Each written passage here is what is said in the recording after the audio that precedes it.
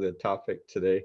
I wear this hat every day in the summertime out in the gardens, and many of you will probably appreciate that. I'm going to take it off now because it's knocking my earphones off. So hello everyone, and welcome to the third annual Resili Awards. I'm thrilled that everybody's here. And I'm Steve Tedesco. I'm a TG volunteer, that's Transition Guelph, and the event coordinator and host for the awards tonight. And I think in my email instructions, if you could put yourself on mute if you're not already, that'll avoid some of the Zoom-like distractions that can happen. So I'm just going to make a few opening comments to kick off the evening. The Fall Resili Awards were initiated in 2018, and the idea was to complement the already established Spring Resilience Festival. And the festival is very much a forward-looking, get ready for planting season event. It's a celebration of what's to come. And the Fall Resilience Awards are really intended to be a bit of a retrospective on the year around the harvest time, to give thanks for what has happened and for the hopefully bountiful harvests that we have every year, but also the significant things that have occurred in our local community. So the concept of recognition, I love it because it fits so well with the Transition Guelph values, particularly around collaboration, community building, celebration, and positive visioning. And I think this is really turning into an event that fits so well with that. For those of you who aren't aware, past recipients include Emerge Guelph, the City of Guelph, Wellington Water Watchers, and 10C. And last year, Transition Guelph decided to put a lot of emphasis this year in 2020 on local regenerative food production. And that was for a number of reasons. First of all, we were already thinking about the need for increased food sovereignty in an increasingly fragile global economy. And I think the coronavirus pandemic actually highlighted that in spades. There's also the potential to greatly decrease food and food packaging waste when consumers and eaters, as I've discovered they're called, purchase locally produced food, especially organically grown or ecologically grown food. And there's always the positive nutritional impact of eating that type of food. And last but not least, it's really emerging that ecological farming has a powerful impact on our environment. And there's a number of areas there: rebuilding healthy topsoil, which is disappearing at an alarming rate globally, reducing the poisons that we're putting into our environment. And it's also now being touted as one of the primary methods of combating climate change through carbon capture and sequestration.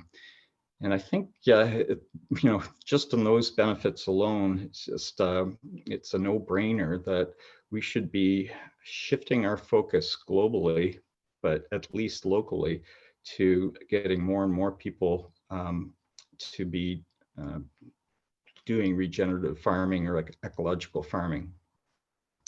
And then just to layer on yet another reason to do this, bound up in this local regenerative agriculture lays the opportunity to get new farmers onto the land.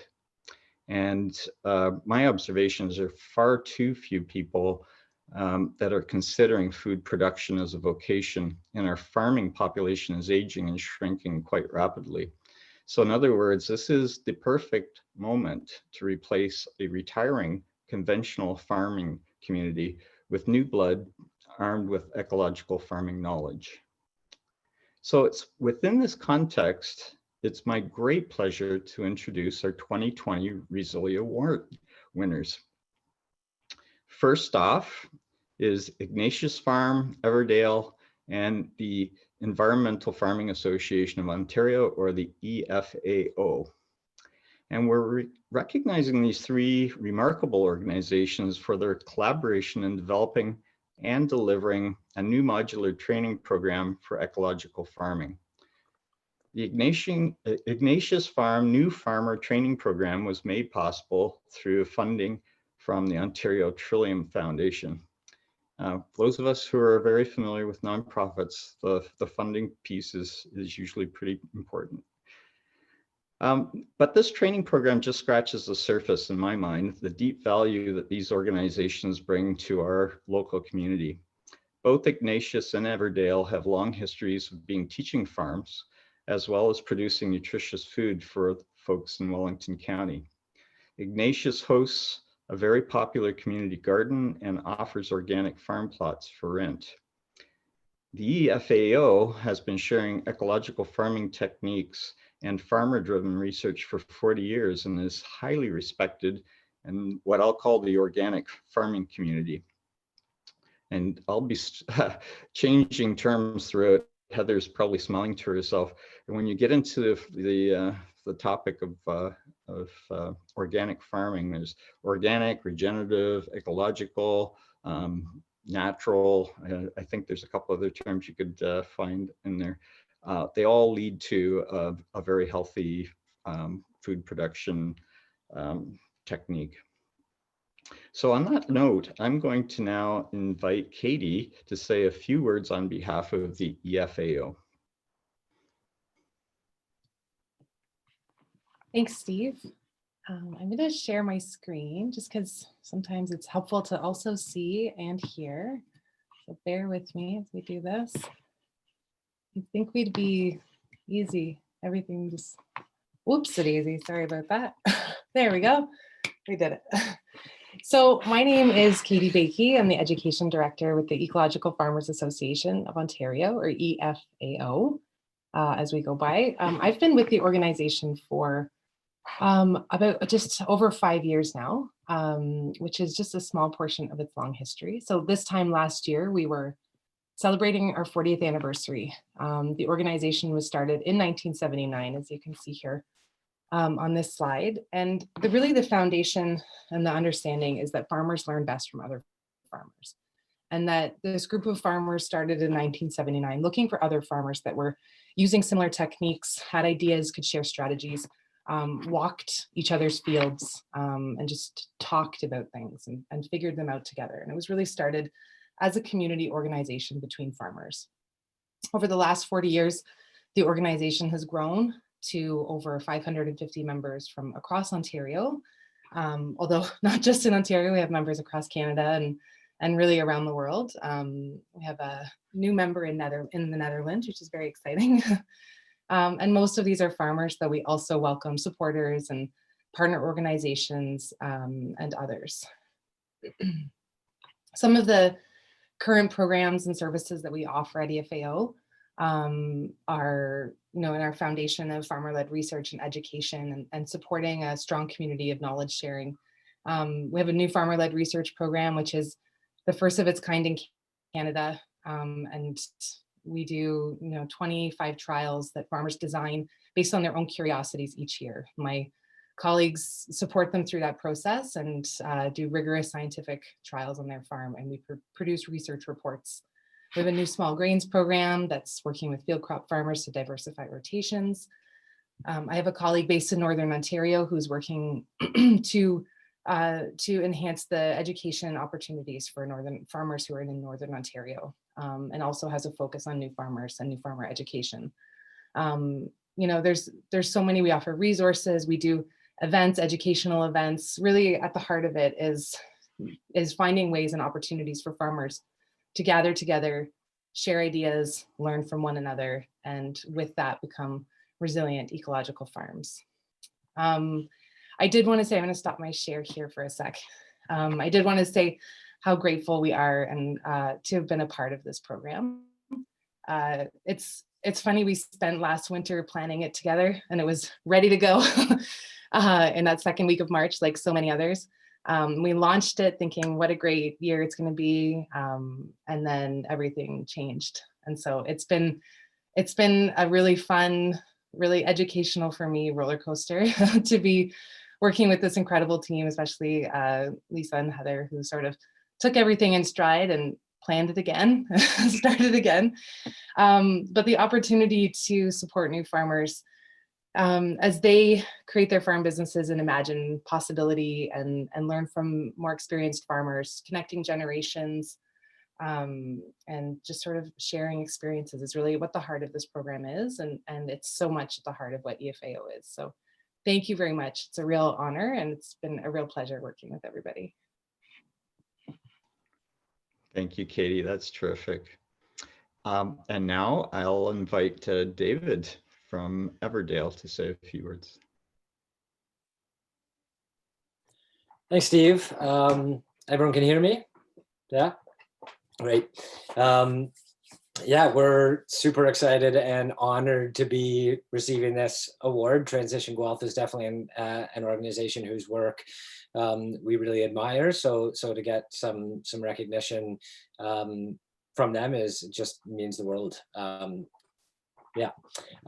So I guess talking a little bit about farmer training and farmer education, I don't know how much everybody knows about Everdale. Everdale Farm's been around since it incorporated as a registered charity in 2000, but the sort of roots of Everdale go back much further into the kind of mid 60s when a group kind of started an alternative school there. And that ran for a number of years before the school kind of dissolved, but luckily the land was placed into a land trust with a really great board of directors. And that sort of educational mission of that original, the Everdale Place, it was called, sort of continued on and persisted right up until Everdale Farm was founded there. So I've been there since 2010, and I think probably my favorite part of every season is having the interns or students or whatever we happen to call them in that year come to the farm and meet these new excited people and you know, kind of work with them throughout the season. And it's always bittersweet at the end, but really amazing to see them sort of spread out across the country and even further to take the skills they've learned from Everdale, but all the other craft farms as well who are in the same kind of network as us.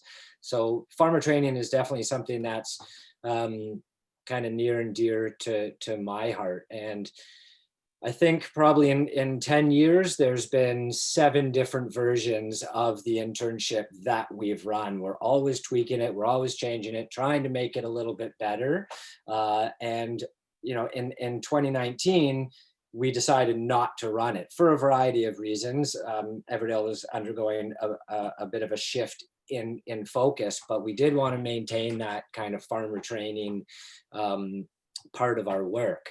So I was over the moon when we were approached by Ignatius and the EFAO with this sort of new potential to collaboratively deliver this training program, which I think has been great. It's been great for Everdale for sure, and I think really great for our students too, to have this you know, much broader range of individuals rather than just the staff at Everdale. So that kind of part reinvigorated my excitement for the program and all those planning sessions that Katie mentioned through the winter. Everything was just looking great. And then, like Katie said, March comes along and you know, of course, everything got turned on its head. And I can't overstate how grateful we are to both Ignatius, Heather, and Lisa, and Katie and the team at the EFAO, who kind of did most of the work in transitioning that program in a very short amount of time. I was a little bit jealous. The interns were all learning how to make cider this morning, I think, on their morning seminar. So I really wanted to sit in on that. But the great part about the collaborative delivery is that I could sort of be out in the field and be getting stuff done. So although I was jealous, it's just been a huge benefit to Everdale and to our students. And yeah, I don't think we would have been running a program again this year without that collaboration. So yeah, really grateful for the partnership, and yeah, really grateful for the recognition from such an amazing organization as well. So thanks. Trying to unmute myself. Thank you very much, David. That's I love the passion there, and what a long and great history. And then personally, I love talking to you at Two Rivers Market. I think was the first time we met, and you came right over and gave us a few tips at our stall, which was very helpful for us and very much appreciated. Okay, now Heather and Lisa from Ignatius.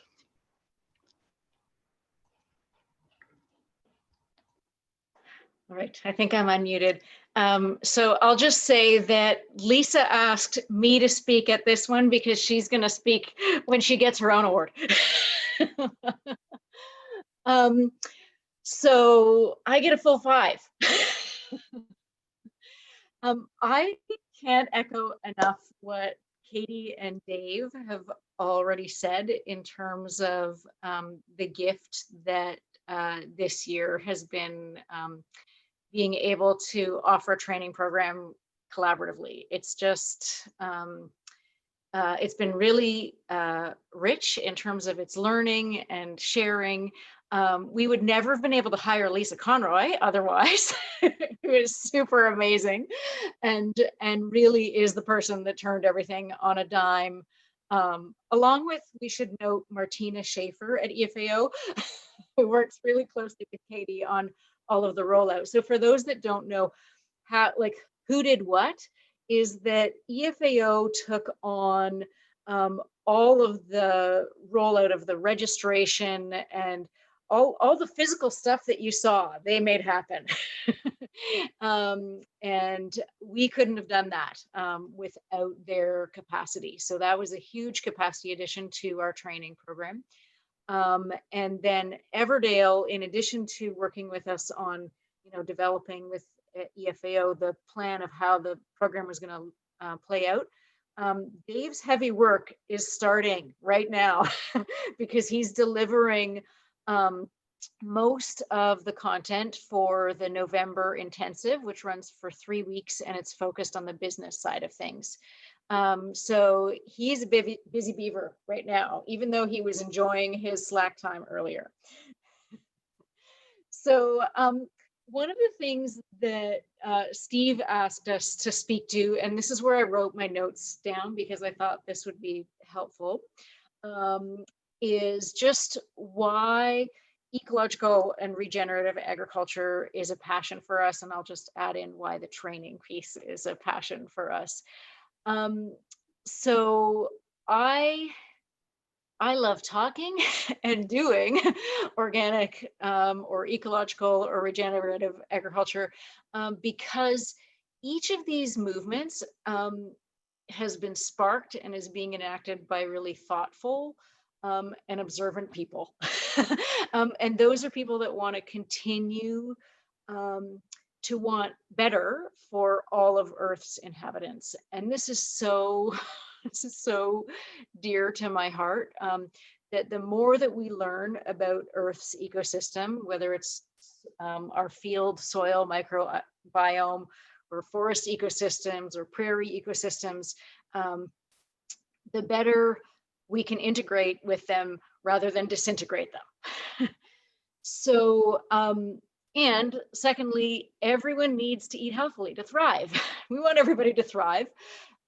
So food is this required starting place for us to be integrated beings.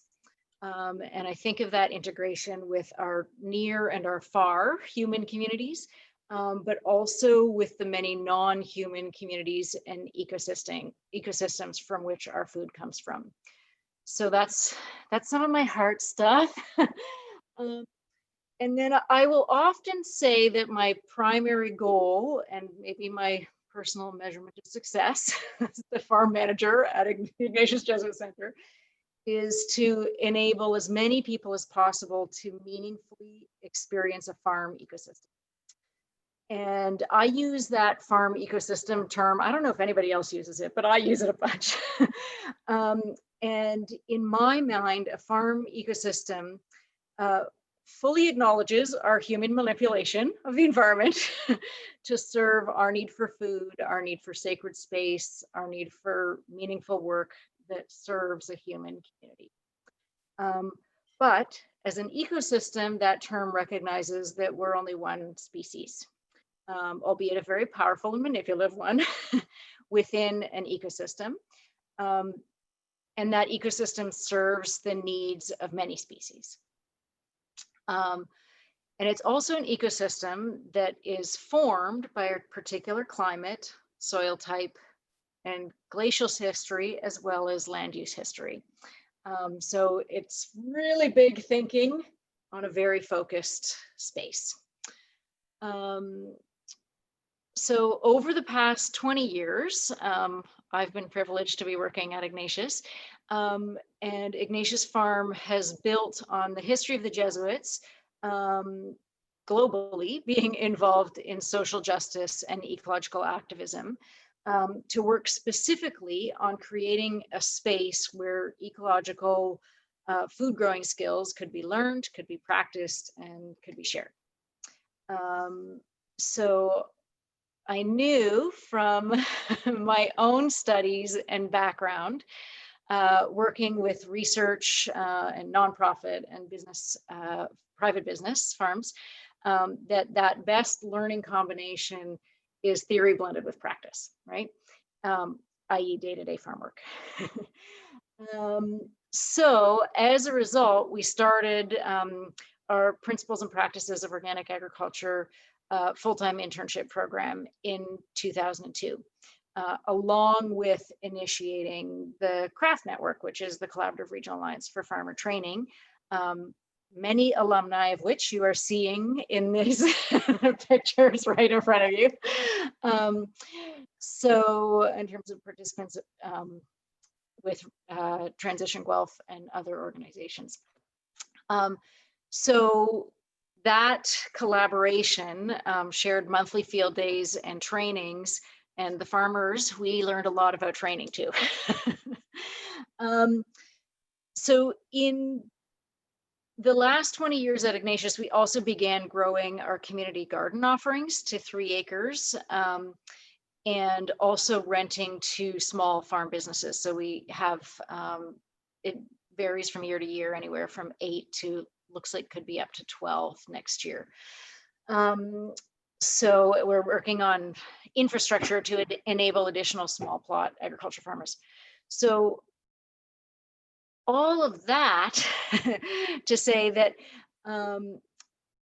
the collaboration and ability to offer this new farmer training program comes directly from those experiences. So we wanted to fine tune our educational, like the curriculum of our educational program. And we were also finding that those that wanted the training that we offered couldn't necessarily take 8 to 9 months out of their life for that prime learning experience of the internship.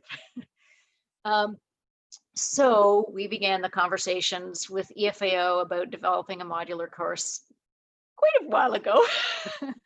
And we were imagining this flexible pick and choose option that also offered sequential learning and was broken into terms. So we had it, like we had all of these brewings going on.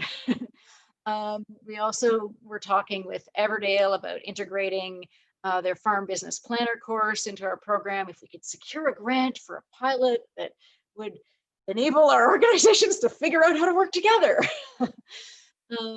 So eventually, as was previously stated, that funding came to fruition through the Ontario Trillium Foundation Seed Grant. We were able to hire Lisa Conroy as our farm educator last fall, and which was fantastic because I certainly couldn't deliver all of this. And that's what collaboration is about, is working together. So finally, I'll also say, if it weren't for the pandemic, our reach would have likely been a lot smaller. But as was stated, all three organizations really agreed to pivot on a dime and deliver the program online just a few weeks before the program was about to begin. So kudos, I guess, especially to EFAO and to Lisa on that front. And so in summary, like everything at Ignatius, our partners are what create these exponential possibilities for what is possible for us. And we're incredibly grateful to have the gift of the land that we do, which it really is the spark of it all. So thank you to Transition Guelph for noting all of the needed synergies that have been required to make this happen. So thank you, Steve, and everybody else. That's terrific. Thank you, Heather. Yeah, you covered so much. There's spirituality, there's deep concern for the earth, and just getting out there and being in the great outdoors and really paying attention. That's fantastic. So I'm going to invite the audience out there just to thumbs up, or I like what you did there, Heather. Take a moment to congratulate our first winners of the 2020 Resilience Award. Fantastic.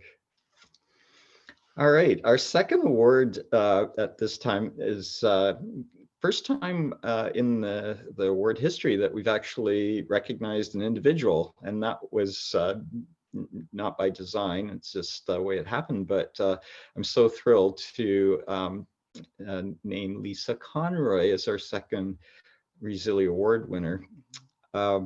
This first bit is the text that Lisa approved, so I better read it. Lisa is an advocate for local food production, runs her own ecological farm, reintroduced the important skill of seed saving by founding the Guelph Seed Library.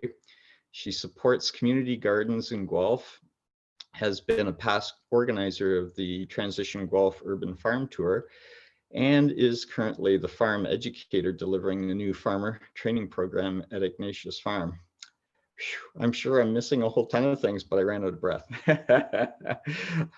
Personally, I've known Lisa for 3 years. It was, I think, when I took over the Resilience Festival for the first time 3 years ago, and Lisa was adding her impressive skills and capacity to move things forward. And I have to say, every interaction with Lisa, I'm impressed with her dedication, her understated but engaging style, her values, and especially for someone like me, I like people who just, they have a sense of urgency to get things done, and they do it well. And I think part of it is a character flaw. She just can't say no when asked to do something. That's a great flaw to have, actually. When I talked to Lisa on the phone about the award, I said to her, I wish I had 5 more of you in the community. Boy, we would move mountains. Even just one more, Lisa, would be fantastic. I don't think she liked that idea. Anyways, congratulations, Lisa, and I'll open the mic for you to say a few words. Thanks, Steve.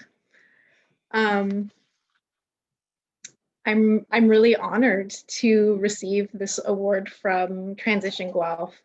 The TG community has had a huge impact on just my life in Guelph and my career in agriculture. When I was first starting my farming journey, I attended Transition Guelph meetings and volunteered for the Urban Food Working Group. And it was just so wonderful to have a community of like-minded individuals to talk about the issues and what can we do grassroots just in Guelph, and see what other people were doing in their backyards. farming can be very isolating, especially if you're farming on your own. And I was at, solo operation, and having that network and going to those meetings was really important to me, and kept me going, and fed my passion for all things farming. And another thing that sort of through Transition Guelph, I was hired through a job creation partnership to work for the Grow Garden. And that opportunity just was amazing, to work with just alongside people from the Tool Library and Two Rivers Neighborhood Group, and getting to found the Seed Library through that support meant a lot. And I really feel like it helped me forge the relationships that have carried me to where I am today. So thank you for those opportunities. I'm so grateful to have been hired by Ignatius, Heather. This program has been amazing. I love working there. The collaboration with Dave and Katie and everyone else, and Martina. It's a lovely relationship, and everybody helps each other to get the program together. And just, I've learned so much working on this project, but also it's been wonderful getting to know all of you and learn.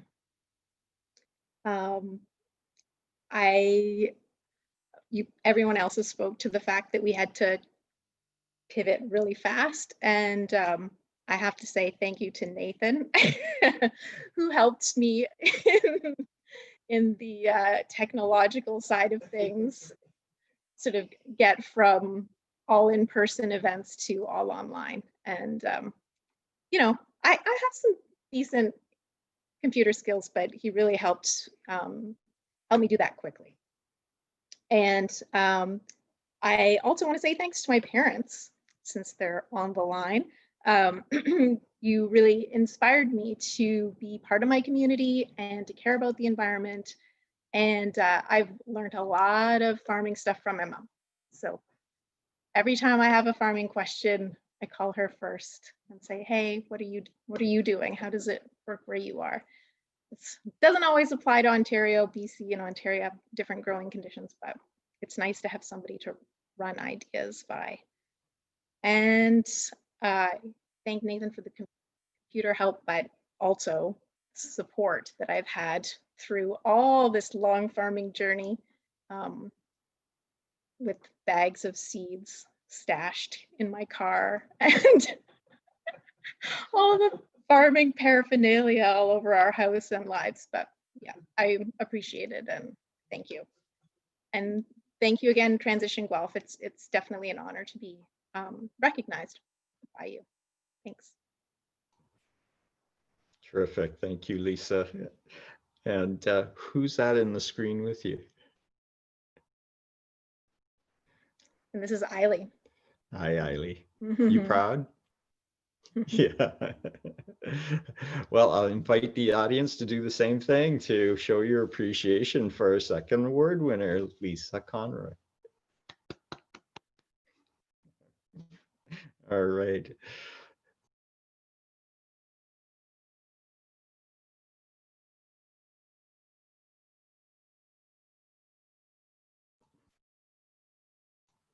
I seem to be getting muted.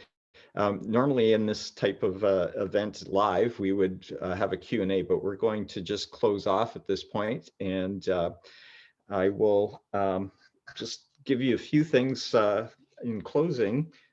They're unframed right now, but each of the organizations and Lisa will be receiving a framed certificate. The glass on the frames made it hard to see.